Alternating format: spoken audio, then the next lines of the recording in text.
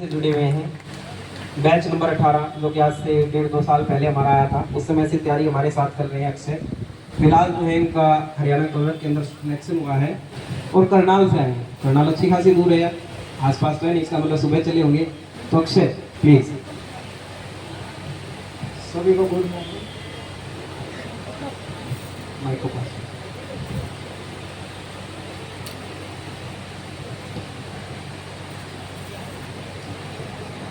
मैंने स्टडी मंत्रा से batch number 18 से की थी 2023 में। साथ साथ मैं प्राइवेट नौकरी भी कर रहा था एक कंपनी के अंदर HCL नाम की। इसके साथ साथ तैयारी करके मैंने पहले 2023 के बाद पेपर किया था जो ग्रुप डी का, उसके अंदर मेरा सिलेक्शन हुआ था। उसके बाद मैंने कुछ टाइम इलेक्शन ऑफिस करनाल में जो हमारी ड्यूटी लगी थी कमिश्नर की तरफ से, वहाँ पे काम किया। फिर उसके बाद हमारा जो ग्रुप नंबर 57 में मेरे क्लर्क के पेपर में नाम आया था, सिर्फ क्लर्क में वो पेपर मैंने दिया, उसमें मेरा सिलेक्शन हो गया। बहुत बहुत धन्यवाद। मतलब मैं ये कहना चाहता हूँ, ये बच्चा जब तैयारी कर रहा था तो ये साथ साथ एक प्राइवेट जॉब भी कर रहा था। मतलब कहीं ना कहीं ये फाइनेंशियल स्टेबल नहीं था, लेकिन इसको अपना एक टारगेट बिल्कुल क्लियर था कि मुझे जो है जॉब लेनी है, वो चाहे कैसी भी लेनी है। तो जॉब के साथ जो है पढ़ना, और वो भी प्राइवेट सेक्टर में जॉब के साथ पढ़ना, अपने आप में एक महाभारत होती है। बहुत सारे बच्चे जो प्राइवेट सेक्टर में रहे होंगे उनको पता है, बहुत सारी जगह ऐसे होते हैं जहाँ पर जो है इतना बुरी तरीके से जो है लोगों के साथ व्यवहार किया जाता है प्राइवेट सेक्टर में। बहुत सारी कंपनियां आप लोगों ने देखी होगी, क्योंकि प्राइवेट सेक्टर का एक ही मोटो होता है कि अगर हम आपको 10,000 रुपये पे कर रहे हैं तो वहाँ पर आपसे कम से कम 30,000 रुपये का काम लेंगे, और ये होता भी है। इसमें हम चाहे कल को आप भी कोई कंपनी चलाओगे। तो जो बच्चा पढ़ाई के साथ साथ प्राइवेट सेक्टर में था और अब वो गवर्नमेंट जॉब पे सिलेक्ट हुआ, एक नहीं दो, स्टार्टिंग में ग्रुप डी मिली, अब जॉब तो जॉब है अपने हरियाणा में, है ना। मैं बहुत बार एग्जाम्पल क्लासों में भी दिया है। एक भाई था, नाम नहीं लूँगा मैं उसका, क्या पता मेरे गांव का एक आया वो हो, ठीक है। उसकी उम्र थी 30-32 साल के आसपास थी उसकी उम्र, हमसे 7-8 साल बड़ा था उस टाइम पे। 2018 वाली भर्ती में ग्रुप डी लग गया वो, मात्र 10th पास था वो। पहले उसका रिश्ता हो नहीं रहा था, बाद में उसने खुद ने नहीं लिया, फिर उसकी डिमांड आने लगी। मात्र 10th पास ग्रुप डी में सिलेक्शन होने के बाद मैंने उससे बात पूछा कि भाई रिश्ते क्यों नहीं ले रहा। बोले भाई मुझे तो ना एक ऐसी चीज़ जो या तो लागेड़ी हो या फिर अच्छा खासा पढ़ रही हो, खुद की क्वालिफिकेशन 10th। मतलब यही है ना, जब आपके हाथ में कुछ आ जाता है तो हमारी एक्सपेक्टेशन बढ़ जाती है। अब भी जब भी कभी हम उससे कुछ पूछेंगे क्या कर रहा है, उसने एक बुलेट निकलवा रखी है, बड़े बड़े बड़े बड़े आवाज़ करता होगा, पूरा काम मेरा लाग जा, मैं फलाना लाए रहा है। हमारा वर्गा को पूछा भाई क्या है, मैं तो सरकारी नौकरी पिट्टू हूँ। मतलब वो जो था ना जॉब के बाद में, जॉब से पहले ऐसे था, घर वाले ये कहते थे इसका रिश्ता करवा दो, एक तो दिखने में थोड़ा सावड़ा, ऊपर तक पढ़ा लिखा भी कोनी। जॉब लगने के बाद उसके नखरे थे। 34 साल की उम्र में उस बंदे ने शादी की और अब सरकारी मतलब बुलेट जो है, बुलेट के ऊपर आगे लिखवा रखा उसने सरकारी कर्मचारी, ग्रुप डी में वो लगा हुआ है। अब ये बातें हम समझ सकते हैं। हमारे गांव के बुजुर्ग से जब मैं बात करता हूं तो कहते हैं ना, हम प्राइवेट सेक्टर में उससे बोला वो सरकारी लाग रहा है।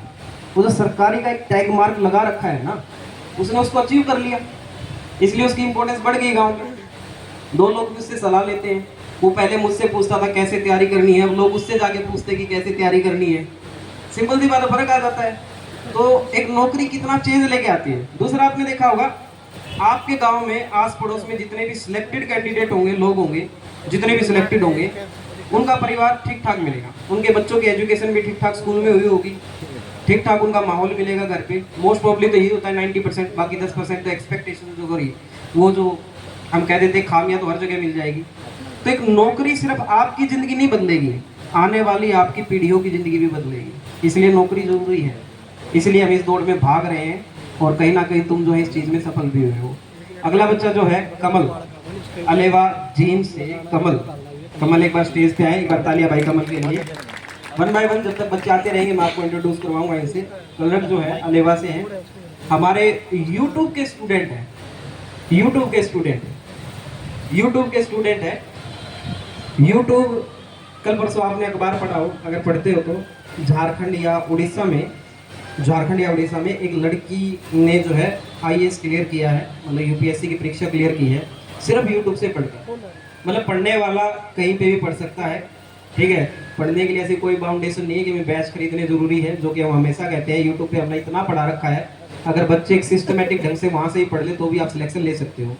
तो अलेवा से आए हैं कमल, जो कि ग्रुप डी में सिलेक्टेड है, बहुत बहुत मुबारकबाद हो इनको। तो कमल भाई। हेलो, सबसे पहले तो सभी को नमस्कार। मेरा नाम कमल है, मैं गांव अलेवा जिला जींद से आया हूं। और सुनील सर का कभी कोई बैच तो नहीं लिया, लेकिन यूट्यूब से इनकी मैराथन और एक 2 घंटे की जो डेली क्लास लेते हैं शाम को 8 बजे और फॉलो की। और दीपक सर जो मैराथन करवाते हैं साइंस की, और कविता सर की रीजनिंग वगैरह करके मेरा सिलेक्शन हुआ। और लगभग 2 साल तैयारी करके अभी डी ग्रुप में सिलेक्शन हुआ। तो बहुत बहुत thank you study Mantra team और स्पेशली सुनील गुड़ा सर, बहुत बहुत थैंक यू सर। धन्यवाद कमल। बाकी मैं तो यही कहूँगा, टीचर एक मार्गदर्शक होता है, एक रास्ता दिखाने वाला होता है, रास्ते पे चलना आपको खुद पड़ता है, तैयारी आपको खुद करनी पड़ती है। ठीक है, जो भी मेहनत इस बच्चे ने यूट्यूब पर जो भी एकाग्रता दिखाई है, कंसंट्रेशन दिखाई है, और वहाँ से पढ़ के सिलेक्शन लेना अपने आप में एक बड़ी बात है। ठीक है, तीसरे नंबर पर है सोनू सिरसा से। सोनू सिरसा से इनका भी सिलेक्शन जो है कलर की पोस्ट पर हुआ है। Welcome on the stage Sonu. बहुत सारे बच्चे हैं हमारे पास, अभी आने भी वाले हैं, वेट एंड वॉच।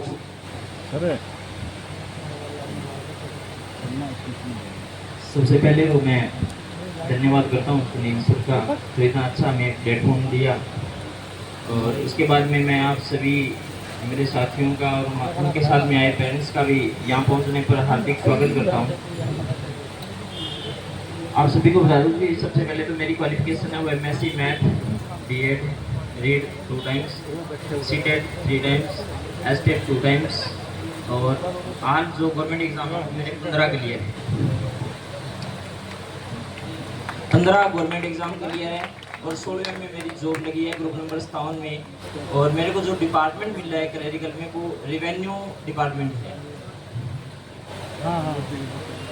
और फिलहाल मैं HKR में TGT साइंस टीचर हूँ, गवर्नमेंट स्कूल में HKR में लगा हूँ। और सर जैसे बात कर रहे थे पर्ची और खर्चे की, तो एक थोड़ी सी मैं बात करना चाहूँगा कि जिस दिन हमारे वोटों की काउंटिंग होनी थी, उस दिन उससे 2-3 दिन पहले हम स्कूल में बैठे थे। तो मैंने स्कूल में ऐसे जिक्र कर दिया कि हमारा रिजल्ट आने वाला है, जल्दी से काउंटिंग हो जाएगी। तो एक सर थे, नाम तो नहीं लेना चाहूँगा, लेकिन वो एक पार्टी को सपोर्ट करते थे। कैमरे से तो उन्होंने मेरे को कहा कि अगर आपके पास में 20-30 लाख रुपए हैं या पर्ची है तो ये आपकी जॉब लगेगी। मैंने उस टाइम कुछ नहीं बोला, लेकिन जिस दिन हमारा सिलेक्शन हुआ, मेरे गांव से 4 बच्चे सिलेक्टेड है और चारों के चारों हम एक ग्रुप के ही हैं। जैसे हमारे गांव में अब भी कोई जिक्र होता है ना कि कौन बच्चे लगे, तो ये कहते हैं कि वो 4 बच्चे इकट्ठे रहते थे ना, वो लग गए, ना कि एक का नाम आता है। हम चारों का इकट्ठा साथ में नाम आता है। एक हमारा साथी है वो 1 नंबर से रहा है, एक क्वेश्चन से रहा है हरियाणा पुलिस में, शायद वो वेटिंग में हो जाएगी। तब मैंने उस टीचर के पास में खुद को मैसेज किया था कि सर हमारे 5 में से 4 तो सिलेक्ट हो गए, एक का भी नंबर आना बाकी है। ना तो उनके घर वाले किसी सरपंच को जानते हैं, उनके घर वाले किसी सरपंच को नहीं जानते भी। उसके पेरेंट्स तो इतने हैं कि मेंटली डिस्टर्ब है, 2 भाई बहन लगे हैं। तो उसके पापा को ये पता नहीं है कि आपके गांव का सरपंच कौन है। और उस दोनों भाई बहनों के जिक्र करूंगा मैं, वो उसकी सिस्टर वो तो लगी है हरियाणा पुलिस में, और वो खुद लगाए जेई। और जो जेई लगाया उसकी फीस पेंडिंग थी, जो बीटेक उसने की थी उसकी 3 लाख रुपए, जो अब फीस भर करके और उसने डिग्री लिया और उसके बाद में ज्वाइन किया है। तो ऐसे बच्चे हैं, देख लो कहाँ वो 20-30 लाख रुपए दे देंगे। तो धन्यवाद सुनील सर, थैंक यू, बहुत बहुत धन्यवाद सोनू। इन्होंने बहुत अच्छा जिक्र किया, हम 5 में से जो है 4 दोस्त जो है वो सिलेक्ट हो गए। मतलब आपकी संगत भी रंगत दिखाती है, जैसी आपकी संगत होगी, जैसे लोगों के साथ आप उठोगे बैठोगे, वैसा ही आपका नाम होगा। जैसे इसने बताया हम 4-5 थे, 5 में से 4 सिलेक्ट हो गए, और भगवान की दया से 5वां भी जो है डेफिनेटली सिलेक्ट होगा। अब नहीं तो आने वाले समय में वो जरूर सिलेक्ट होगा। तो जो संगत है ना, वो भी आप लोग को बहुत देख दाख के जो है रहना पड़ता है उसके अंदर। बहुत सारे बच्चे ऐसे आगे आएंगे जो खुद रहे हैं, साथ पढ़े, साथ कामयाब हुए हैं। तो ऐसा हो ना कि संग में इस भाई को ढूंढ रहा हो तो दूसरा अच्छा वो दूसरे कलर को पकड़ के लाओ या उसमें लगा उसको लेके आओ। ऐसा ना हो कि पुलिस एक को उठाए फिर तीनों और उसका गला उठे, चाहे शामिल हो चाहे ना हो। तो ऐसी संगत से जो है हमें दूरी ही अच्छी है। ऐसे लोग, ऐसा पर्यावरण, ऐसा इन्वायरमेंट हमारे चारों तरफ होना चाहिए जो हमें हमेशा मोटिवेट करे, जो हमें एक अच्छे रास्ते पे दिखाए। तो दोस्त अच्छा वही है जो तुम्हारे सुख दुख का साथी होता है, दूसरा हमेशा तुम्हें आगे बढ़ने के लिए प्रेरित करता है। ऐसा नहीं होता कि चल भाई रास्ते में जो है छुट्टा सट्टा मार लिया और अपना ठीक है इन्होंने घूमे हुआ है कॉलेज का आगे, वो दोस्त नहीं होते, ठीक है। वो दोस्त हमेशा ही आप लोगों का बेड़ा गर्क करते हैं। तो संगति जो चूज करनी है वो भी बहुत सोच समझ के आप लोगों को चूज करनी है, ठीक है। अगले जो है अमित, गांव का नाम दाल, ये कैसा नाम है भाई? दाल मखनी क्या लिखवा रखा है?